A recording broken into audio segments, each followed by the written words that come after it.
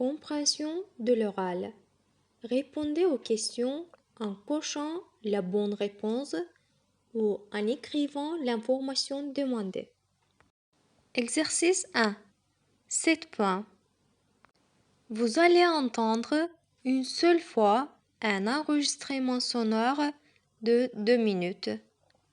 Vous aurez tout d'abord 1 minute pour lire les questions. Après l'enregistrement, vous aurez 3 minutes pour répondre aux questions. Et maintenant, lisez les questions. Les corrigés sont à la fin de la vidéo.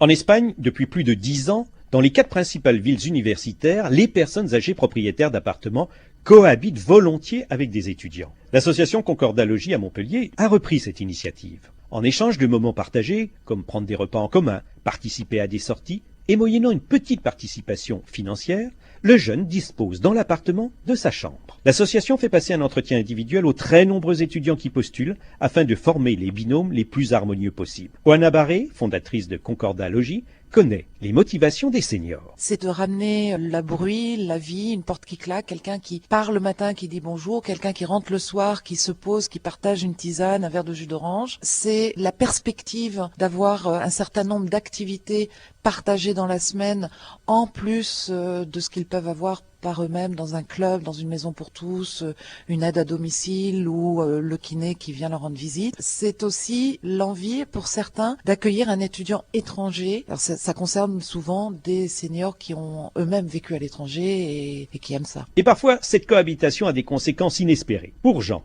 un tout jeune veuf de 70 ans, l'accueil d'un étudiant pendant plus d'1 an lui a redonné pleinement goût à la vie. À l'occasion de la nouvelle rentrée universitaire, il n'a pas voulu renouveler l'expérience. Il nous a gentiment répondu qu'effectivement, Pierre-Michel avait pris son envol, pris un studio en ville, et que pour sa part, il était donc dans l'attente d'accueillir sa nouvelle compagne avec ses meubles, et qu'autant son appartement était trop grand jusqu'à présent, autant pour le coup, il allait le devenir trop petit, parce qu'effectivement, il avait rencontré quelqu'un et qu'il allait continuer sa vie avec une compagne.